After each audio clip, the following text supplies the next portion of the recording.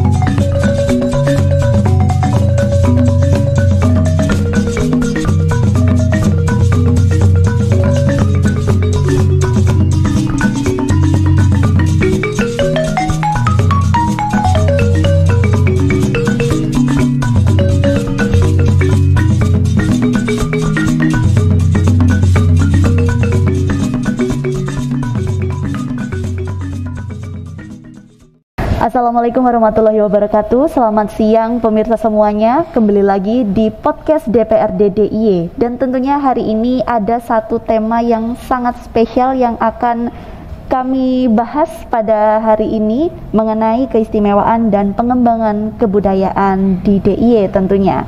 Nah, perkenalkan saya Visintia Rina yang akan membantu podcast pada hari ini bersama dengan dua narasumber yang telah hadir tentunya bersama kami ya.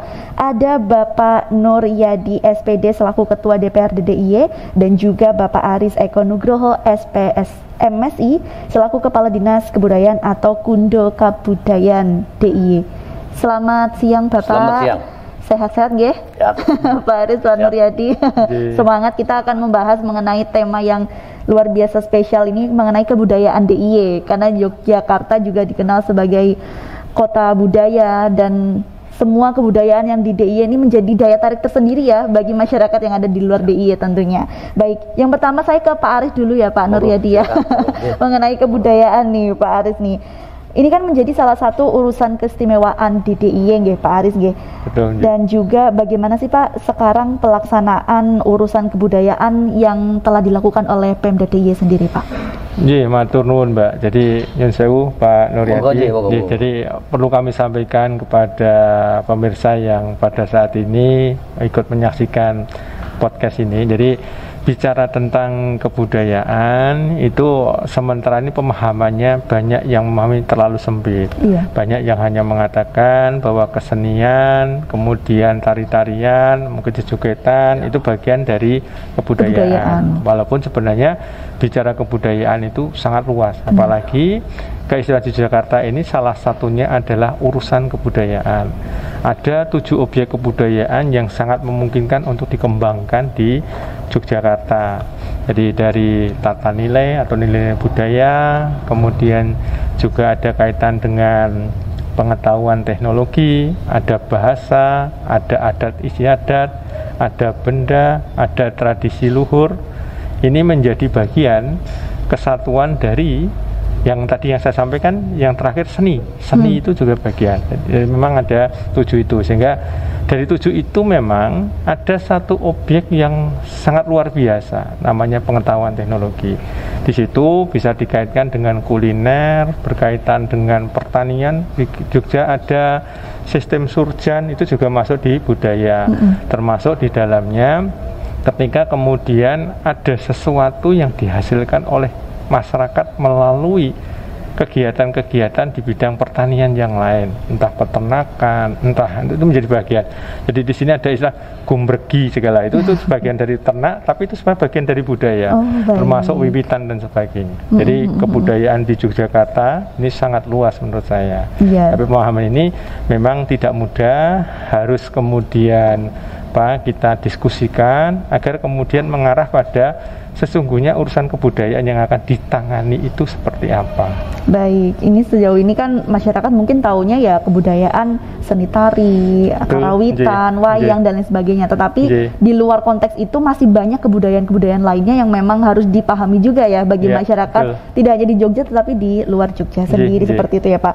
Nah, terkait dengan penguatan dan juga pengembangan kebudayaan di DIY ini sendiri, sejauh ini sudah dilakukannya seperti apa sih Pak? Apakah memang sudah sampai di tingkat yang mungkin terbawa di tingkat desa sampai kelurahan dan lain sebagainya gitu Pak? Jadi kalau bicara tentang kebudayaan di Yogyakarta ini juga ada yang ciri khas tertentu, namanya Kelurahan Budaya. Kelurahan Budaya ini juga berkembang dari awalnya itu tidak banyak gitu ya, sekarang sudah terakhir di tahun 2021 ini sudah 76. Jadi Kelurahan Budaya ini kebetulan dibentuknya itu setiap 5 tahun sekali. Kalau di kabupaten kota mereka membina yang rintisan, tapi rintisan ini untuk menjadi Kelurahan Budaya nanti ada penilaian oleh tim independen, dan di tahun 2021 ini tambah 20. Artinya begitu bicara tentang kelurahan, ada Kelurahan Budaya. Tentu saja begitu bicara tentang Kelurahan Budaya, sangat banyak yang kemudian bisa dimunculkan berkaitan dengan urusan kebudayaan. Seperti yang kami sampaikan tadi, ada 7 objek tadi, itu semua bisa menjadi bagian satu kesatuan. Pemahaman terhadap arsitektur pun juga masuk di ranahnya kebudayaan juga ya Pak ya. Jadi sangat luas kebudayaannya. Kalau untuk capaiannya sekarang di Kelurahan Budaya ini sendiri Pak Ais? Jadi kalau capaiannya kriteria dari Kelurahan Mandiri Budaya itu kan ada istilahnya itu dari tumbuh embrio, kemudian berkembang dan maju. Dari 50 yang saya sampaikan tadi, berdasarkan penilaian terakhir kurang lebih ada 16 kelurahan yang maju. Artinya ketika kemudian berbicara tentang predikat, kemudian penilaian sangat luar biasa. Kita bahkan menarik juga, selain Kelurahan Budaya yang kami sampaikan, dari pusat pun juga sudah mulai melirik desa juga sebagai salah satu objek yang betul-betul dikembangkan kaitan kebudayaan. Namanya kemudian namanya Kelurahan Pemajuan Kebudayaan.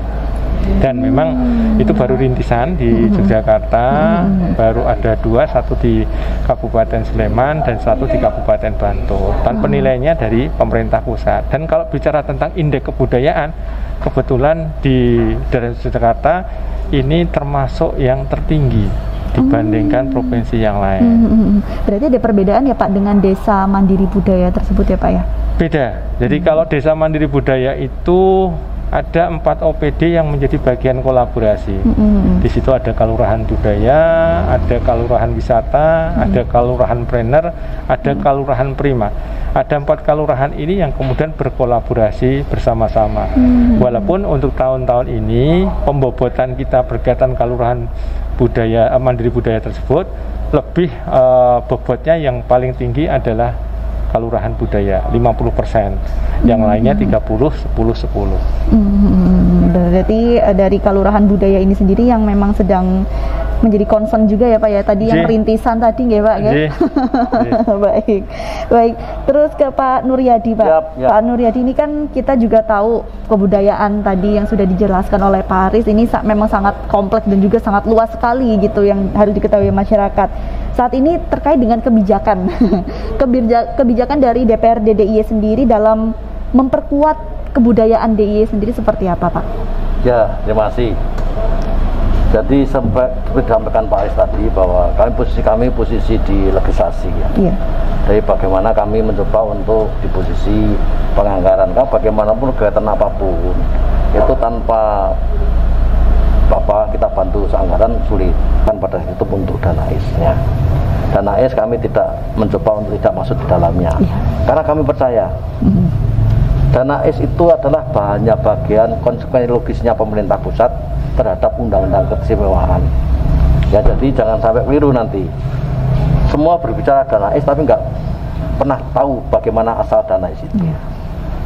Setelah undang-undang keistimewaan itu ditetapkan pemerintah pusat, konsekuensi logisnya adalah pemerintah pusat harus membantu dari sisi anggaran, namanya dana AIS itulah.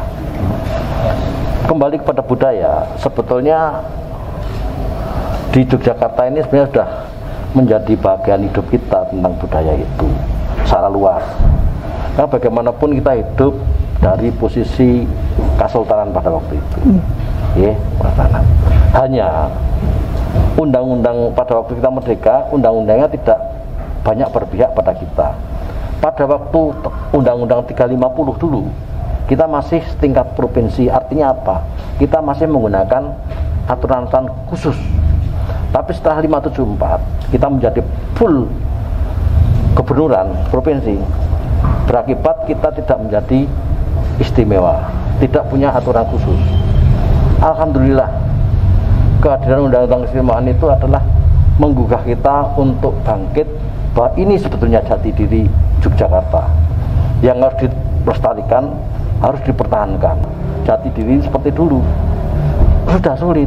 Sulitnya itu tidak hanya manusianya, tapi perkembangan zaman ini juga ada beberapa yang menyulitkan itu untuk berkembang. Khususnya misalnya pun kita contoh unggah-ungguh. Zaman kita sekolah dulu, saya waktu kecil dulu, kalau ada Pak Guru berangkat sampai di sekolah, pasti muridnya mengejar. Yang satu nuntutin sepeda, yang satu bawa tas dulu. Ya, itu dulu. Sekarang tidak mungkin. Karena perkembangannya Pak Guru pasti sudah pakai kendaraan, SD tidak mungkin. Tetapi unggah semacam itu tidak hanya itu. Banyak hal. Bagaimana kalau ada orang tua duduk, kita berjalan di depannya masih membuka badan. Ini yang perlu ditingkatkan. Artinya apa? Bahwa sebetulnya ini sudah mendarah daging pada waktu itu. Tetapi kita sebagai warga Yogyakarta tidak boleh menutup diri bahwa ini adalah warga Indonesia bisa datang ini semua. Kita yang tidak di DIY, sebab dibawa paling tidak. Orang yang di luar DIY kalau datang ke DIY itu ramah, minimal itu. Lah keramahan itu harus kita tingkatkan, kita pertahankan, dan tidak hanya itu saja. Ini ada beberapa pesan ini kita sampaikan kepada keluarga kita yang sementara tinggal di luar DIY ini untuk bisa memainkan itu, sehingga warga Indonesia yang akan menyekolahkan anaknya di Yogyakarta tidak akan ragu-ragu bahwa kita ini sebenarnya sebagai orang tua pengganti pada waktu anak-anak itu di sana. Itu kan bisa diciptakan, dan itu sudah menjadi ciri kita. Nah, ini yang kita pertahankan. Maka kita mencoba supaya polisinya eksekutif tidak terganggu, full anggaran kita serahkan kepada eksekutif. Kita percaya. Soal pada waktu nanti kita ada membuka diri, artinya karena khusus ya, sehingga teman-teman jangan mencoba untuk melihat bahwa kok Dewan tidak menggunakan fungsinya. Bukan itu maksudnya, fungsi keuangannya maksud saya. Tapi kita percayakan dulu sampai nanti eksekutif bisa melakukan itu. Kecuali secara kelembagaan kami sudah tidak percaya dengan eksekutif, masih kita masuk, itulah. Sementara ini kerjasama kita masih baik dan kita saling kontrol, baik itu di bagaimanapun eksekutif dan legislatif harus dalam konsep yang sama. Tanpa itu kasihan masyarakat. Baik. Nah, kalau dari kacamata Pak Nuryadi selaku Ketua DPRD DIY ini sendiri, apakah untuk urusan kebudayaan saat ini nih sudah berjalan sesuai dengan amanat Undang-Undang Keistimewaan belum nih Pak? Tetapi keinginan pemerintah itu semua sudah ada. Artinya bahwa kalau di dalam pemerintahan kita mencoba kecamatan menjadi kapanewon dan sebagainya itulah. Dan tadi ada desa budaya apa semua itu kan. Sehingga walaupun di situ ada kewenangan masing-masing. Kalau masih rintisan itu menjadi kewenangan kabupaten kota. Kalau sudah menjadi full desa budaya, kewenangan budaya itu menjadi kami. Ada konsekuensi logis loh nanti pemerintah. Dan itu andai kata itu menjadi desa budaya. Konsekuensinya adalah kita harus memberikan kebutuhan mereka, paling tidak kita memberikan tempat budaya Bali budaya dan seperangkat gamelan dari perunggu, paling tidak itulah. Sudah artinya selesai. apa? Artinya apa? Artinya bahwa kita menginginkan itu, sehingga warga Yogyakarta itu siapapun yang diri sebaiknya juga bisa memahami. Wong diri latihan gamelan kan menjadi kebanggaan nanti kalau sudah kembali di sana, gitu kan? Itu kira-kira itulah. Baik, berarti tadi kan untuk dana keistimewaan sendiri kan tadi sudah dijelaskan bahwa itu menjadi ranah dari pemerintah seperti itu ya Pak. Kalau dari DPRD DIY sendiri secara khususnya telah mengadakan pengawasan terkait urusan keistimewaan DIY terutama kebudayaan ini apa saja Pak yang khusus banget untuk pengawasannya? Sudah kita bagi ke komisional. Artinya masing-masing komisi punya peran itu kan tidak mungkin kita tidak mengharapkan salah satu komisi untuk stagnan, enggak, tapi kita dorong semua sehingga itu ada terjadi di komisi-komisi. Memang terlihat kalau bicara tentang kebudayaan pengertian sempit tentang apa kesenian itu ada di komisi D. Tapi kalau hal yang lain ada di semua komisi, ada semua itu, karena bahwa budaya konteksnya di ini adalah dulu kita itu pemerintah resmi pada waktu kerajaan dulu, sehingga semuanya dari bagaimana itu kita kembangkan di sini, sekarang kita petang di sini, itu kira-kira. Siap. Baik, sekarang saya ke Pak Aris lagi nih Pak. Tadi kan mengenai Danai seperti itu yang memang saat ini banyak digunakan untuk beberapa event-event ataupun kegiatan-kegiatan kebudayaan, tidak hanya untuk kesenian dan lain-lain, tetapi ada beberapa hal yang memang masuk dalam ranah dinas kebudayaan yang memang menggunakan dari dana keistimewaan itu sendiri ya Pak. Untuk urusan ini, seberapa besar porsi dari Danais untuk pengembangan dan pemeliharaan kebudayaan untuk saat ini Pak Aris? Iya, terima kasih Mbak. Jadi menyambung apa yang disampaikan oleh Pak Nuryadi tadi. Jadi kami ini juga selalu mendapatkan arahan dari beliau juga. Jadi beliau kan juga mengamati perkembangan, apalagi yang langsung berhadapan dengan masyarakat, kebanyakan beliau daripada kami. Sehingga itu kan menjadi bagian masukan bagi kami juga. Nah, berkaitan dengan pemeliharaan dan pengembangan kebudayaan yang perlu kami sampaikan, memang kalau berbicara dana keistimewaan itu antara urusan kebudayaan dan urusan tata ruang itu unda-undi, kadang bergantian tahunnya, tergantung. Cuman begitu bicara tentang urusan pemeliharaan dan pengembangan kebudayaan, terutama kaitan dengan urusan kebudayaan di keistimewaan, itu ansih di dalamnya tidak hanya berkaitan dengan dinas kebudayaan saja. Jadi ada kegiatan-kegiatan yang memang PR berat di kami ketika tahun 2020 ini menjadi bagian bergeser di Paniradio itu kaitannya dengan penyebarluasan informasi. Jadi ada beberapa komponen, misalnya aja yang sederhana, ongkir gratis. Ini juga dibiayai dengan dana keistimewaan. Bahkan sekarang ongkirnya ini atas perkenan beliau juga sekarang sudah bisa sampai ke luar negeri. Ini juga didanai dengan dana keistimewaan. Kemudian ada kegiatan-kegiatan, kalau tahun ini karena ada berbeda, ada vaksinasi segala ya. Tapi kalau yang biasa memang tidak ada yang kaitan dengan menikah. Kemudian nanti juga bisa dipersani beberapa instalasi karya seni yang dilakukan oleh Dinas Pariwisata Kabupaten khususnya Kulon Progo yang cukup cukup keras di dalam menyajikan bentuk-bentuk kegiatannya. Itu ada instalasi karya seni, ada sambanggo, ada cerdas cermas desa wisata. Itu juga menjadi bagian dari komponen di kebudayaan. Jadi bicara di urusan kebudayaan ini sangat termasuk padat karya Jogja Istimewa. Ini juga mulai tahun ini juga dengan dana keistimewaan. Tahun-tahun dulu belum. Artinya hampir semua OPD di DIY ini sudah mulai menggunakan dana keistimewaan. Memang belum semua. Ada beberapa yang tidak memakai. Misalnya kami sebutkan BPKA, keuangan tidak memakai. Kemudian DPPM, Dinas Perizinan tidak memakai. Bapeda kadang maki kadang tidak, tapi itu menjadi bagian yang perlu kami sampaikan. Urusan kebudayaan ini kebetulan termasuk urusan yang hangabe itu. Kalau seperti kembang desanya urusan itu di kebudayaan itu tadi. Karena kalau yang lain itu sudah agak strict terbatas gitu. Kalau pertanahannya tanah SG dan PAG. Terus kemudian kalau kelembagaan kaitan dengan itu. Kalau kemudian tata ruang agak terbatas, ada 18 satuan ruang strategis. Tapi yang sangat bisa dilakukan di semua lini itu adalah urusan kebudayaan tadi, yang tidak hanya dilakukan oleh dinas kebudayaan. Yang perlu kami sampaikan. Nah, berarti sekarang dinas maksud saya dana keistimewaan ini tidak hanya untuk kebudayaan saja, tetapi nanti akan masuk ke dalam beberapa pihak terkait seperti itu tapi untuk porsinya mungkin agak lebih banyak di dana keistimewaan seperti itu ya Pak ya. Jadi di keistimewaan ini ada 5 urusan. Salah satunya adalah urusan kebudayaan. Di dalam urusan kebudayaan ini tidak hanya dilakukan OPD yang namanya dinas kebudayaan. Ada dinas pariwisata, ada dinas koperasi, ada dinas perindak, ada dinas perikanan, nakertran dan sebagainya, pertanian, kehutanan, hampir semuanya bisa, karena ternyata begitu kita ulik, keistimewaan Yogyakarta itu juga istimewa. Dari biologinya itu ternyata ada yang istimewa. Bahkan kemarin kami juga diundang, yang saya Pak Nur dengan laporan sekaligus, di gumuk pasir kita. Kalau nggak hati-hati itu gumuk pasir kita bisa hilang. Padahal salah satu keistimewaan Yogyakarta itu, karena logikanya berbeda. Kalau Pak Nur tadi pangandikan ketika tata nilai itu beliau yang dulu guru, kemudian ada yang bawakan dan sebagainya, itu juga pemahaman kita juga, karena kita itu kadang-kadang pokoknya ini kaitan ekosistem, coba kita tanami lah, tanpa sadar kita nanami gumuk-gumuk pasir itu dengan tanaman. Padahal kalau ditanami itu gumuk pasir itu tidak akan tumbuh.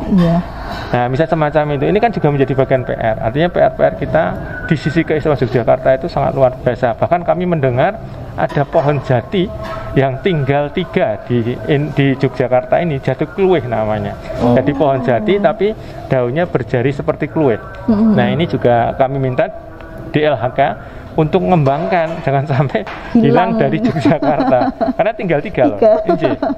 Ini juga artinya memang pelibatan dari seluruh OPD atas izin dari Pak Nuryadi tentu saja ini menjadi bagian yang kami coba lakukan. Baik. Nah, terkait dengan sumbu filosofi saat ini Pak Aris yang memang sekarang tengah diajukan ke UNESCO untuk perkembangannya saat ini seperti apa Pak? Kalau yang pasti dosier kita sudah sampai ke pihak tim pemerintah pusat. Kemudian kita juga diminta untuk memperbaiki dari dosier yang kita sampaikan. Ini sudah kita perbaiki, cuman ada beberapa hal yang kemudian diminta klarifikasi. Misalnya saja klarifikasi tentang atribut yang diusulkan dari dua atribut ini, nanti manajemen plannya seperti apa. Ini yang masih dikonfirmasi terus, dan kita pun juga agak hati-hati karena kita tidak ingin gagal sebagaimana yang sudah terjadi ketika kemudian kota tua di Jakarta diusulkan. Jadi bahwa di sini pelibatan dari masyarakat itu menjadi bagian yang penting, karena dari tim yang nanti menilai, beliau tidak akan hanya mencermati dari buku, dan tidak hanya ketika kemudian tindak ke lapangan ke Jogja itu ketemu dengan tim kita.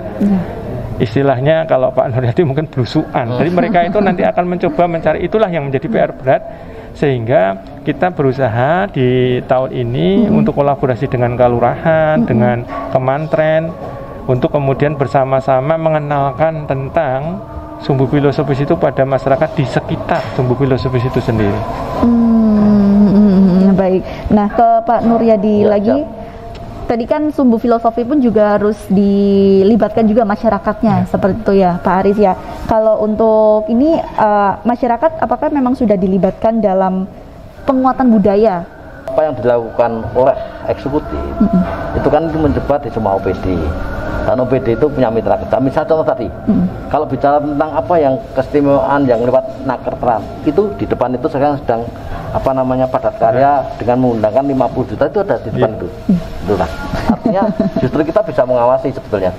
Sebetulnya anggota Dewan 55 orang itu tidak sekedar mengawasi, kita menjaga komunikasi dan kita menunjukkan titik lokasi. Ya, artinya lebih daripada itu.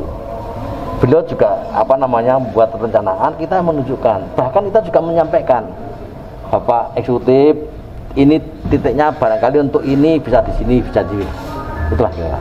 Sehingga pasti dibahas. Sehingga pengawasan kita menjadi sangat terbuka.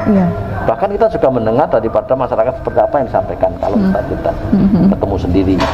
Tapi yang jelas bahwa 55 orang itu saat ini sudah berkomunikasi dengan dana IS itu, komunikasi dengan apa yang bisa diberikan pada masyarakat itu lewat itu kira-kira. Contoh di sini itu untuk nakertan itu, yang kita tidak, masyarakat ini nggak bayangkan kalau dana IS kebudayaan itu pasti di dinas kebudayaan, tidak. Semua dinas hampir hanya beberapa dinas tadi yang tidak menggunakan dana itu. Gitu kira-kira Pak. Ya. Kalau responnya masyarakat gimana Pak? Ya paling enggak kalau sekarang terlibat semua. Jadi kalau pertanyaan apakah dana S bisa menetes pada masyarakat itu atau ya, nah benar ya itulah. Selama 9 hari kira-kira gitu. Hanya masyarakat ini swadaya untuk membeli bahan bakunya, gitu kan itu. Beda dengan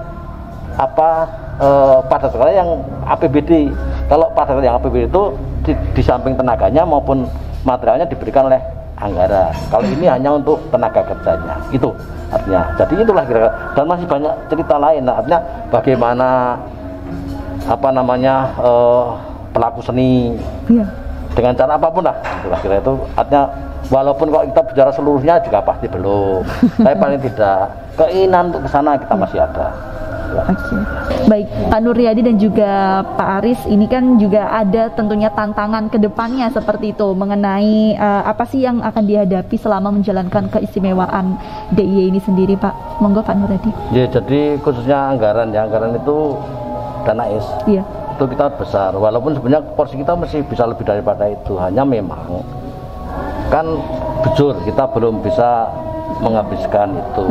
Perencanaan kita masih, ya kita harus pahami betul, karena kita tidak hidup sendiri.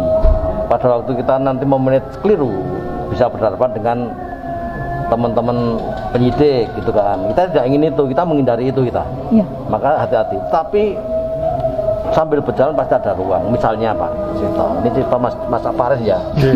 Kalau berbicara kesultanan, dulu kita itu pernah ada di paling bawah itu namanya penepuluh itu 10 KK, kalau sekarang itu tingkatan RT lah.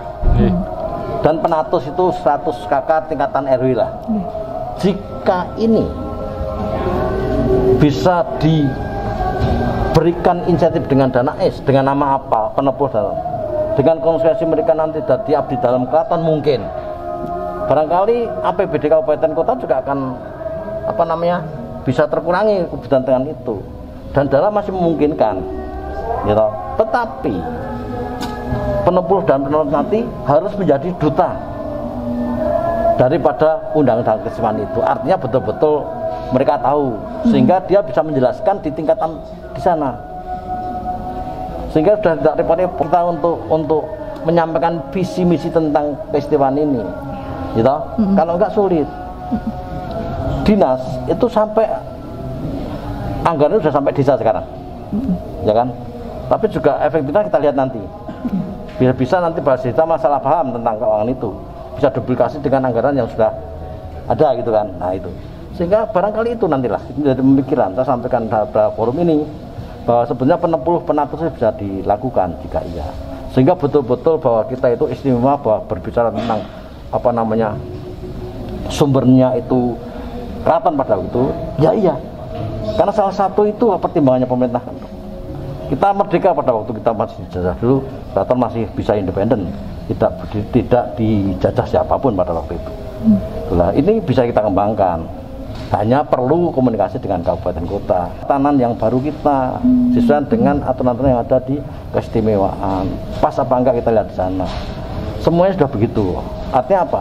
Itu salah satu untuk memperkaya perencanaan, sehingga penyerapan anggaran dana itu bisa lebih besar daripada sekarang dan tepat pada sasaran. Itu kira-kira. Pak Aris menambahkan? Jadi tantangan berat sekarang ini, semua hal yang negatif di Yogyakarta ini mesti akan dikaitkan dengan keistimewaan. Tantangan yang paling berat, misalnya saja kemiskinan, itu kan juga selalu ada dana S kok masih miskinnya tinggi, itu kan menjadi bagian. Kemudian bahkan ada kejadian-kejadian tentang sampah pun juga, itu juga selalu dikaitkan dengan dana S. Ada sini kok Yogyakarta kok katanya istimewa kok sampahnya seperti itu. Kemudian pengangguran dan sebagainya. Jadi ekonomi makro yang ada di Jogja ini menjadi bagian yang dicermati kalau itu sifatnya negatif. Ini menjadi tantangan yang berat. Makanya PR yang paling utama memang bagaimana kita kemudian mempelajari tentang potensi-potensi. Salah satunya tadi yang Pak Nur juga mengandikan, kita sudah mulai dengan desa. Kami sepakat, nanti akan kita lihat apakah ini efektif atau tidak. Dengan ada, dan harapan kita pun juga seperti yang saya dalam selalu pangandikan, jangan sampai podo adate Jadi kalau kemudian hanya nambah volume semacam itu, misalnya kemarin di situ ada pentas seni 1 kali jadi 12 kali. Nah kalau yang semacam itu kan nanti yang lain tidak tersentuh. Nah ini yang menjadi bagian diskusi, bagaimana potensi desa itu kemudian kita cermati, termasuk bagaimana memunculkan potensi desa ini bisa menangani kemiskinan, pengangguran dan sebagainya. Nah di Kasultanan pun juga ada tanah-tanah desa yang miliknya sebenarnya milik Kasultanan. Nah ini juga menjadi bagian yang selalu disampaikan pada pihak kelurahan, monggo ini dimanfaatkan. Pendanaan untuk pemanfaatan ini saya tidak dapat manfaat, yang dapat manfaat orang lain. Nah ini yang perlu didiskusikan. Makanya kami sepakat apa yang disampaikan Pak Nur tadi, tapi regulasinya monggo lah kita siapkan semua. Soalnya bukan di titik bagaimana manfaatnya, tapi kemudian kita terkena di APH, para penegak hukum ini yang sama-sama juga seperti Pak Nurendiko tadi, ini yang kita hindari. Sejauh ini memang desa-desa atau kelurahan yang ada di Yogyakarta sudah memahami belum sih bagaimana mungkin penggunaan dana keistimewaan bagi kebudayaan atau yang lainnya gitu, sehingga ini akan menjadi bermanfaat nih bagi masyarakat gitu Pak? Mohon izin kami cerita. Jadi dana keistimewaan tahun 2021 ini sebenarnya tahun pertama berada di kelurahan yang langsung gitu. Langsung itu menjadi bagian di APBD kelurahan, baru tahun pertama. Baru tahun ini ya Pak ya? Pada waktu itu yang menjadi bagian baru sekitar 32 kelurahan. Kenapa 32 kelurahan? Karena sifatnya adalah uji coba dulu. Agar kelurahan juga memahami bagaimana tentang sesuatu yang berkaitan dengan dana IS. Di sana ada mekanisme transfer, ada mekanisme pertanggungjawaban yang berbeda dengan dana-dana yang selama ini ada. Jadi kalau kita itu ada dana keistimewaan, harapannya kalau sudah meluncur di kelurahan jangan sampai ada sisa. Habiskan. Harus dihabisin. Karena kalau sisa itu kembali ke pusat. Jadi sisa itu saya selalu sampaikan, jangan panjenengan bangga terhadap sisa itu. Sisa itu akan jadi pengurang tahun berikutnya. Cuman kan semuanya harus sesuai dengan pertanggungjawaban. Nah, perjalanan waktu yang 32 yang kami sampaikan di awal itu ternyata kemudian ya kita masih belum beruntung, ada pandemi dan sebagainya. Kemudian kita langsung atas arahan Ngesot Dalam kita diperkenankan 392 kelurahan. Semua kita lakukan di sekarang ini. Jadi 392 kelurahan yang ada di Yogyakarta semua sudah mendapatkan alokasi dana keistimewaan yang langsung masuk APBD kelurahan. Cuman memang ada satu kelurahan yang dalam tanda kutip gitu tidak mencairkan. Itu di Selomartani, Kabupaten Sleman. Kami sudah menghubungi berulang kali, WA, menelpon, tapi memang tidak mengunjungi ya. Yang mengunjungi belum, karena 392 ini kami kalau ada yang belum kami kejar-kejar terus. Tapi khusus Selomartani ini tampaknya karena masih belum definitif kepala desanya, beliau cari aman daripada bermasalah. Beliau tidak mau mencairkan, hanya satu aja yang tidak mencairkan. Nah, ini menjadi pembelajaran bahwa dana IS ini ternyata ketika kemudian sampai di kelurahan, ini ada pertanggungjawaban yang selalu kami minta. Nah, ini pun juga menjadi bagian. Jadi tahun-tahun besok kalau Nyun Sewu kelurahan itu ternyata tidak berminat, ya kami tidak berani mengalokasikan di tempat beliau. Nanti nanti justru ada masalah tersendiri. Jadi saya kira kalau yang ada yang tidak berkenan mungkin seperti itu, nanti alokasinya akan kemana Pak Haris?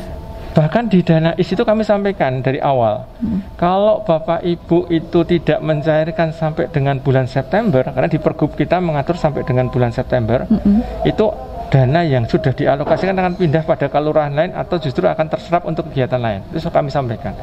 Karena kita oleh pemerintah pusat diberi kesempatan perubahan sebanyak 2 kali di dalam 1 tahun anggaran. Tapi ini berkembang ya, nanti diskusi berikutnya apakah boleh 3 kali. Kalau yang saat ini malah sebenarnya kita sudah melakukan 3-4 kali malah. Jadi perubahan pertama karena pandemi 1, pandemi 2, dan terakhir perubahan. Jadi 4 kali sebenarnya, walaupun di APBD ini resminya hanya 3 kali. Ini menjadi bagian. Itu dana keistimewaan yang memang sudah diberikan kepada kelurahan 392 ya. 392 kelurahan itu karena mungkin ini pandemi dan juga mungkin ada beberapa percepatan-percepatan dalam penanggulangan COVID seperti itu, tapi juga dibarengi dengan mungkin ingin mengembangkan kebudayaan atau ingin membangun swadaya masyarakat dan lain-lain. Itu laporan-laporan yang diterima dari dinas apa saja sih digunakannya untuk itu Kak, dana keistimewaannya? Jadi kalau laporannya kalau yang kaitan yang 391 ya, karena yang satu tidak mencairkan. Ini memang kaitan dengan jaga warga ya. Baik. Jadi kaitan dengan jaga warga, pengelolaan jaga warga, termasuk di situ juga ada sarana prasarana berkaitan dengan karena ada pandemi ini, termasuk pemulasaraan jenazah dan sebagainya. Itu bagian yang dikonsepkan di 391. Tapi kalau yang lain-lain ya ada juga ada 90 kelurahan yang mendapatkan penanda keistimewaan. Mungkin kalau dilihat ada kelurahan kok ada penanda yang berbeda, ya, karena memang ada keinginan agar semua atribut di kelurahan itu masuk di dalam satu papan itu. Papan yang cukup besar itu menjadi bagian, ada 90 kelurahan yang mendapatkan alokasi di tahun 2021 ini. Ya, moga-moga di tahun 2022 minimal 391 lah. Karena yang satu belum kerso Pak Nur. Kalau belum kerso nanti kami alokasikan tidak dicarikan lagi, nanti kami repot. Nanti takutnya berkurang juga ya. Harusnya bisa terserap ke semuanya, tapi mungkin karena ada laporan gitu, pusat akhirnya bisa mengurangkan seperti itu. Ini yang kami usulkan ke Jakarta, yang sudah kami sampaikan ke Jakarta. Baik, siap. Pak Nuryadi, ini kan tadi sudah dibahas mengenai peruntukan dana keistimewaan saat ini untuk 391 kelurahan di Yogyakarta seperti itu. Terkait pemanfaatan untuk bidang kebudayaan, apakah saat ini sesuai dengan proporsinya atau seperti apa Pak? Kebudayaan pengertian yang ngerti luas. Oh sudah semua tadi sudah semua ya, berarti ya. Tadi jatuh beda-beda yang lain, gitu kan. Tapi kalau khusus kebudayaan dalam pengertian kesenian, ini satu catatan Pak, ini catatan saya sampaikan ini. Jadi ada dua sana itu. Satu membantu di Sanggar, satu membantu permentasan. Ya, ini kritik untuk kita juga. Pementasan pentas selesai, tapi pembantuan pada Sanggar konsekuensinya adalah bagaimana di Sanggar itu ada latihan rutin, ya kan, sehingga ada evaluasi Sanggar itu kita lakukan pementasan itu entah setahun 2-3 kali itu pementasan. Nah, ini yang harus dirubah mindsetnya teman-teman di kebudayaan. Ya. Apa untungnya jika latihan atau pentas di Sanggar itu bisa termonitor, bisa dilaporkan dan terintegrasi dengan pariwisata? Disitulah bedanya Jogja sama di Bali. Bali itu setiap ada satu menjadi jadwal untuk diberikan pada tamu-tamu yang ada di sana, sehingga jam mau lihat apa kita seperti keistimewaan dan nanti bisa menghebatkan sesuatu untuk teresan dana di situ. Begitu ada ada orang datang di situ, tamu datang di situ, misalnya di sinilah Sanggar ini nanti pastinya ruang ini pastinya kan bisa untuk latihan, untuk pentas, gitu, untuk pertemuan itu nanti pasti akan ada eksesnya untuk masyarakat di sini bisa menyiapkan minumannya, makanannya dan sebagainya kira-kira harapan begitu, sehingga dengan dana yang diberikan pada kita nantinya itu bisa berakibat positif terhadap warga sekitarnya. Jika itu terjadi dimanapun, barangkali betul bisa dirasakan bahwa dana itu langsung sudah menetes pada warga masyarakat. Dan banyak loh Pak ya, ada namanya lewat koperasi, lewat perindak, ada semua lah. Nah, mudah-mudahan itu bisa terintegrasi sehingga khususnya untuk bantuan Sanggar maupun pementasan, mestinya Sanggar menjadi, menurut saya Sanggar menjadi prioritas sehingga bisa monitor. Di mana dinas memonitornya? Dinas itu punya namanya Mas, sing sekolah 2 tahun itu Mas. Oh, engkang Akademi Komunikasi. Itu direkrut oleh dinas untuk bisa memonitor apa yang terjadi di sana. Tidak hanya memonitor, mengarahkan mereka. Artinya bisa terpantau sewaktu-waktu. Daripada hanya bisa memberikan untuk pentas baru itu selesai, tidak ada kegiatan.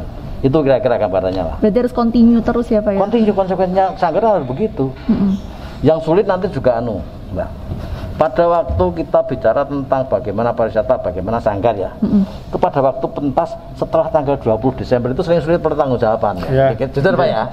Padahal event itu diharapkan, yo Natalan, yo tahun baru itu kan di situ. Ini yang perlu dikomunikasikan dengan pihak-pihak yang lain.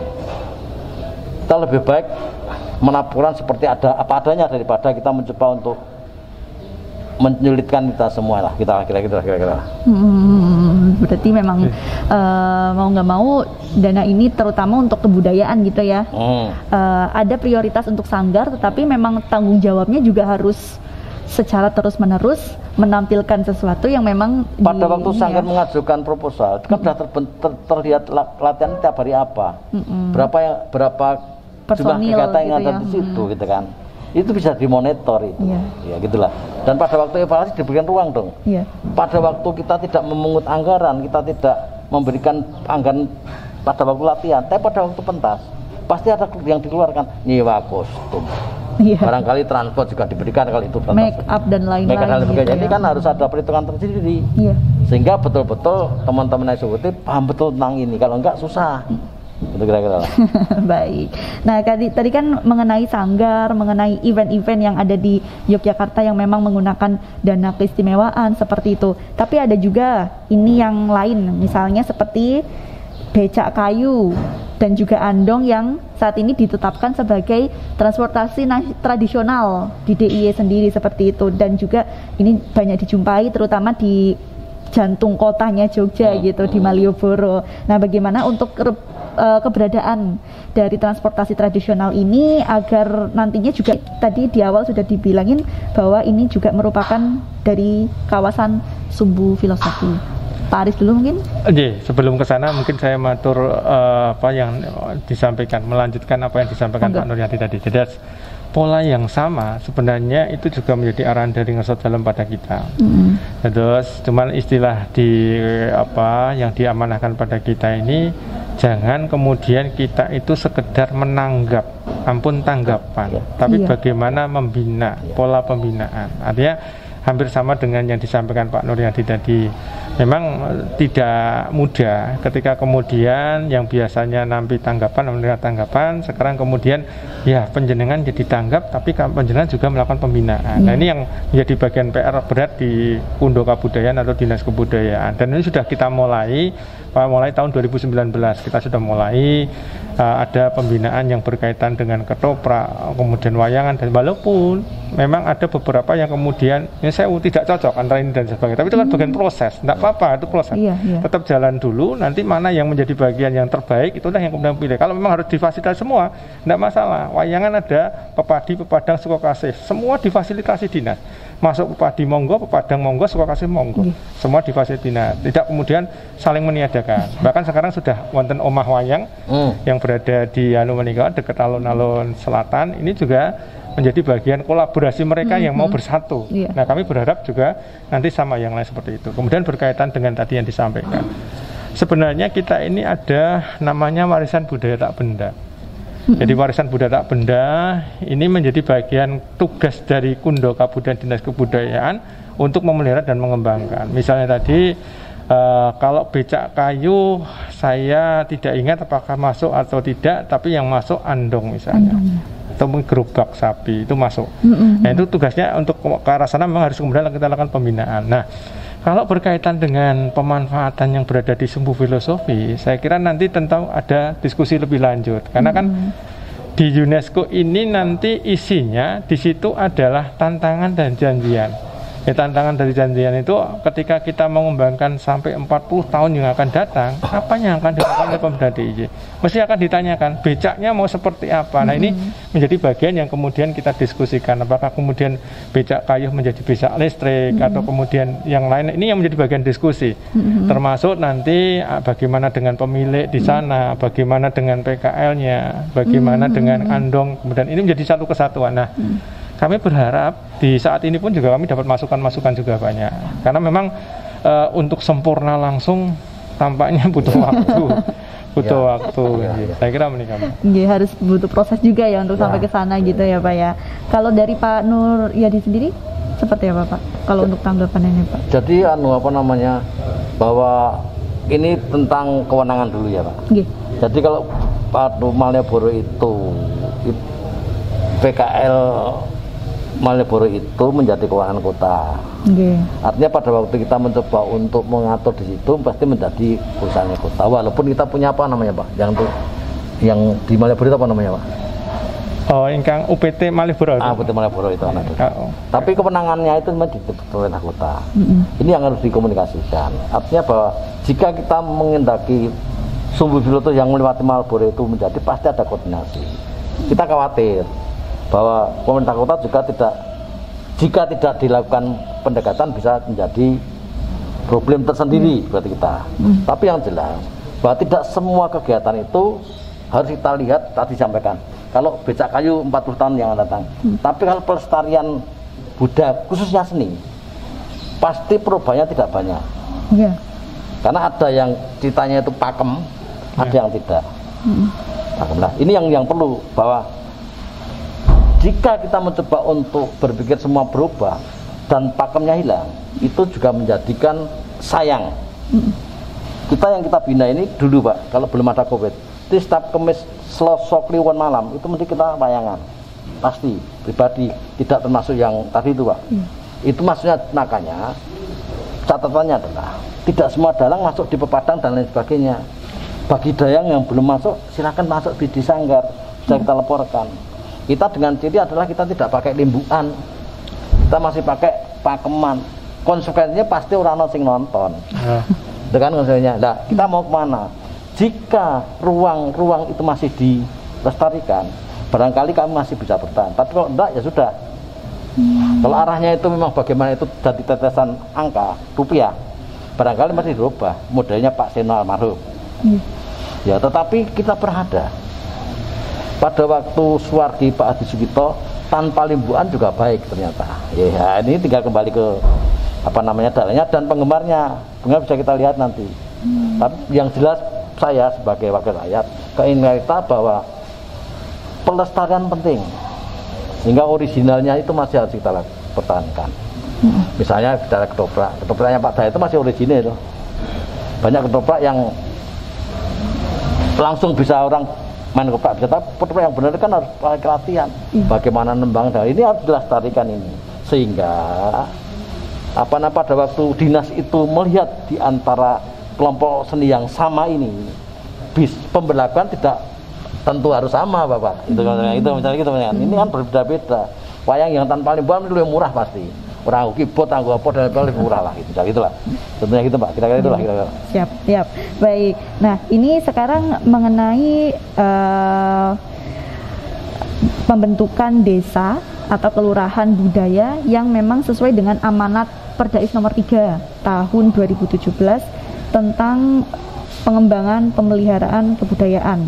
Tadi kan di awal sudah dijelaskan ya Pak, ada kelurahan budaya yang ternyata berbeda juga dengan desa budaya desa mandiri budaya seperti itu. Itu saat ini bagaimana Pak pembentukannya? Kami tadi sempat cerita kalau untuk kelurahan budaya itu setiap 5 tahun sekali diusulkan oleh kabupaten untuk kemudian dinilai. Kemudian pertanyaan berikutnya yang kaitan dengan kelurahan budaya itu sendiri, ketika jadi itu tetap ada penilaian khusus juga. Artinya jangan sampai kelurahan budaya kemudian terdegradasi menjadi kelurahan yang bukan kelurahan budaya, bahkan menjadi rintisan lagi. Karena itu memungkinkan seperti itu.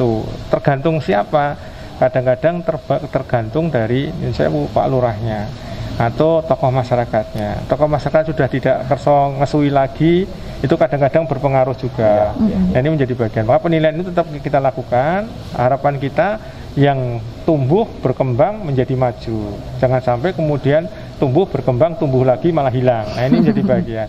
Sehingga pada saat ini ketika kemudian kita bicara kelurahan budaya, memang tahapannya seperti itu yang diatur oleh peraturan gubernur. Namun kaitan dengan kelurahan mandiri budaya, ini sebenarnya ada 4 tadi yang kami sempat cerita, ada 4 predikat desa yang menjadi bagian yang diperhatikan. Namun untuk yang predikat lain bisa nggak? Sangat bisa. Makanya di salah satu dari 11 lagi dari Bapak Gubernur ada rintisan kelurahan mandiri budaya. Nah, di situ bisa desa prima, bisa prener, itu yang 4 tadi, bisa tambah desa mandiri pangan juga bisa, desa proklim juga bisa. Artinya itu menjadi bagian. Jadi tidak kemudian menafikan ada penumbuhan desa lain yang dilakukan oleh OPD-OPD yang lain yang ada di Yogyakarta. Entah itu arahan dari pemerintah di pusat, entah itu merupakan hasil dari peraturan gubernur yang kemudian diinisiasi oleh pihak pemerintah daerah sendiri. Jadi memang tahapan-tahapan ini kita terus lakukan sampai kemudian yang saya menikah Pak Nur kemarin kita juga belajar ke Provinsi Bali. Di sana ada desa dinas, ada desa adat. Tapi memang agak beda. Kalau di sana kita kan cuma satu, mereka ada dua. Yang desa adat ada yang nangani khusus salah satu dinasnya. Dinas Pemajuan Masyarakat Adat. Ini yang ada di Bali. Tapi kalau kita mau bikin seperti itu, kita ini satu sana dua. Nah, ini menjadi bagian yang kita artinya kita nanti akan juga usulan dari Bapak Ibu anggota Dewan pun juga untuk kemudian mencermati tentang kelembagaan ini kita pikirkan bersama. Tapi yang paling penting memang tadi seperti Pak Nadiem mengendika juga kaitan dengan undang-undang keistimewaan ini kan tujuannya untuk kesejahteraan masyarakat. Cara mencapainya ini menjadi bagian proses. Kami dikritisi oleh Pak Nur, kami berusaha untuk menyempurnakan. Tapi yang paling penting lagi nanti ya kalau dari sisi kemudian pelaksanaan ini ada gambaran-gambaran yang sudah betul-betul bisa kita pakai sebagai acuan, nggak ada salahnya itu kita perbesar. Jadi misalnya Pak Nadiem kok kaitannya dengan ingin untuk kemudian fasilitasi yang sanggar-sanggar tadi. Kalau sanggar itu luar biasa, kenapa enggak? Kalau kemudian satu jadi dua jadi tiga dan sebagainya, tidak masalah, itu menjadi bagian. Cuman memang semuanya itu harus tertata di regulasi-regulasi yang kita buat. Karena memang beratnya itu kan di Danais itu ada 3 tempat. Jadi dilakukan OPD DIY, dilakukan OPD kabupaten, dilakukan oleh kalurahan. Semua OPD ini kadang-kadang punya kebijakan yang beda-beda. Semua tahapan 3 ini. Jadi ada yang kadang-kadang kalau di kalurahan tidak masalah dengan angka 500 juta, 1 miliar tidak masalah. Tapi begitu di OPD masalah. Kenapa masalah? Karena harus lelang, takut kalau nanti jadi masalah dan sebagainya. Akhirnya cari aman. Nah ini menjadi bagian. Nah kaitan dengan SPJ ini juga menjadi bagian. SPJ ini sampai hari ini juga menjadi PR. Makanya kita mencoba menyempurnakan itu semua agar teman yang melaksanakan juga nyaman, tapi sesuai dengan arahan maupun kriteria yang juga disampaikan oleh Pak Nur. Memang berbicara keistimewaan dan juga kebudayaan DIY ini nggak ada habisnya gitu ya, apalagi juga sudah ada undang-undang keistimewaan dan juga telah ada dana keistimewaan ini yang nantinya akan berguna juga untuk masyarakat, untuk pengembangan keistimewaan di Yogyakarta termasuk di bidang kebudayaan seperti itu ya Pak ya. Pak Aris, bagaimana sih untuk Dinas Budaya sendiri membumikan keistimewaan dan juga kebudayaan hingga ke tingkat masyarakat sendiri Pak? Yang paling pasti kegiatan-kegiatan yang mendekatkan pada masyarakat menjadi bagian titik tumpu. Karena Bapak Gubernur pun juga mengarahkan agar mendekatkan dana keistimewaan pada masyarakat. Walaupun bicara tentang keistimewaan sebenarnya tidak hanya melulu berkaitan dengan dana keistimewaan. Tadi Pak Nur juga sempat cerita bagaimana dulu orang-orang luar biasa. Karena sekarang ini juga ada semacam kesan minir gitu. Jangan sampai ketika kemudian ada dana keistimewaan itu dulu yang teman-teman di Jogja itu sangat jago, lomba mana-mana menang, sekarang begitu ada dana malah kemudian agak down, kalau nggak ada dana nggak mau latihan, itu menjadi bagian. Makanya kolaborasi yang menarik kalau kemudian kita bisa menyatukan antara masyarakat, Danais, dan keistimewaan Yogyakarta.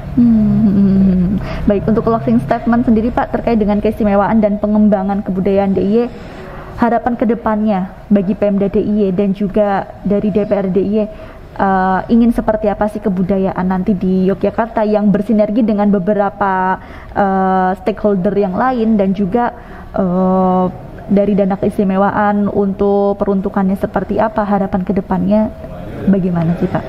Pak Nuryadi? Terima kasih. Jadi begini, bahwa perencanaan harus matang. Karena kalau berbicara tentang Danais itu hanya konsekuensi logis daripada undang-undang. Ini, kalau kita hanya bicara Danais, pasti orang lupa pada waktu berjuang untuk mendapatkan undang-undang keistimewaan. Kalau sudah ingat bagaimana sulitnya untuk mendapatkan undang keistimewaan, kita akan mencoba menggunakan Danais itu hati-hati. Tidak sekedar untuk tanda petik foya-foya. Tapi bahwa dana itu digunakan untuk kesejahteraan. Seperti apa kita lihat nanti. Apapun yang didanai dana itu harapan kita harus berekses pada masyarakat. Jika itu ada evaluasi di sanggar misalnya, itu berarti harapan kita ada evaluasi di depan itu banyak orang jualan dan ada orang yang beli di situ. Ya kan? Itu yang maka betul-betul bagaimana konsepnya juga harus mungkin disempurnakan sehingga bisa membedakan mana yang harus khusus ya pentas dan sanggar dan itu berefek daripada masyarakat. Yang terpenting adalah pada waktu perencanaan itu detail dan cara penggunaannya itu baik dan dilaporkan dengan benar, itu salah satu cara untuk kita lepas daripada bidikan hukum. Ya. Dan kedua, bahwa itu juga menjadikan tidak terlalu banyak ada perubahan atau bahkan tidak banyak uang yang tidak gunakan dan berakibat itu dikembalikan dan mengurangi bantuan untuk berikutnya. Nah itulah. Pak Aris sendiri, Pak? Jadi kalau kami ya kembali ya, jadi dana keistimewaan ini bukan satu-satunya menjadi bagian PR, tapi justru yang menjadi PR utama itu bagaimana kita menjaga keistimewaan dari Yogyakarta. Kemudian berkaitan dengan dana keistimewaan, memang sekarang ini banyak aktivitas yang mengarah kepada fisik-fisik, tapi ini mesti akan berhenti. Kalau JJLS sudah selesai, nggak mungkin kita mau membeli tanah lagi kaitan dengan JJLS. Dan ini harus kemudian beralih. Makanya untuk beralih ini, kami sepakat dengan Pak Nuryadi bahwa kita memang harus kemudian mencari program kegiatan yang betul-betul bisa menyasar pada masyarakat di tataran yang bawah. Dan memang kami pun juga pernah diarahkan oleh Ngersot Dalem gitu kaitannya dengan kita ini kan tidak pernah atau belum pernah melakukan kajian berkaitan dengan aktivitas dan impact-nya yang Pak Nuryadi ngendika tadi. Kalau ketika almarhum Mas Seno, ketika kemudian beliau pentas, itu bagaimana sekitarnya kemudian orang jualan dan sebagainya cukup banyak. Nah ini kan kita juga belum pernah ngitung-ngitung seperti itu. Nah ya sekarang pun juga kita berharap, kita mulai, makanya salah satu yang selalu kami sampaikan, Persani YouTube channel Panitia Keistimewaan. Saya selalu gitu. Kenapa saya sampaikan begitu? Agar juga masyarakat bisa mengkritisi kami, termasuk keistimewaan itu apa saja. Yang penting kami berusaha menyempurnakan sesuai dengan keinginan, tapi tentu saja ya kita berharap lepas dari bidikan yang tadi disampaikan Pak Nuryadi tadi. Mungkin satu lagi ya Pak ya. Jadi tadi bagaimana mendekatkan undang keistimewaan maupun dana kepada masyarakat. Barangkali jika nanti itu ada kajian, jika itu tepat, barangkali penepuluh dan penat seperti menjadi salah satu catatan Pak.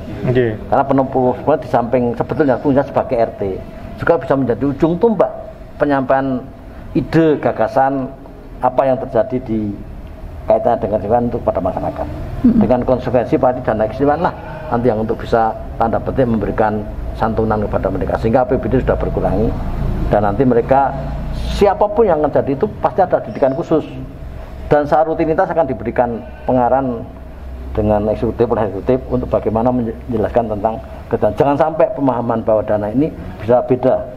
Kebijakan anggaran yang ada di tingkat 1, tingkat 2 maupun di kelurahan itu bisa beda, itu bisa berbahaya ini. Jadi setelah ini masyarakat pun juga mengerti ya tentang dana keistimewaan diperuntukkan seperti apa, dan setelah itu akan ada perkembangan apa lagi yang tentunya nanti akan berguna bagi kesejahteraan masyarakat dan juga ikut membantu mengembangkan kebudayaan di daerah istimewa Yogyakarta sendiri gitu ya Pak. Jadi dari Dewan sendiri, dinas dan juga seluruh stakeholder lainnya termasuk masyarakat juga bisa bersinergi semuanya untuk bisa menjadikan Yogyakarta tetap istimewa, lalu juga budaya dan semua lain-lainnya juga bisa dirasakan bagi masyarakat seperti itu ya Pak ya. Baik, terima kasih Pak Nuryadi, Pak Aris untuk hari ini. Semoga berguna juga bagi masyarakat. Tadi juga Pak Aris ngendiko jangan lupa untuk lihat YouTube-nya juga ya Pak ya. YouTube Andi Radio, karena di situ juga ada beberapa karya-karya juga dari masyarakat yang tentunya ini bisa dinikmati juga bagi masyarakat tidak hanya di Jogja tapi juga di luar Jogja seperti itu. Sehat selalu Pak Nuryadi, Pak Aris, untuk kedepannya, dan ditunggu lagi untuk perkembangan terkait dengan keistimewaan dan juga kebudayaan. Terima kasih pemirsa sudah menyaksikan podcast DPRD DIY untuk hari ini. Saya Visindiarina pamit undur diri. Sampai jumpa di podcast DPRD DIY selanjutnya. Wassalamualaikum warahmatullahi wabarakatuh. Waalaikumsalam warahmatullahi wabarakatuh.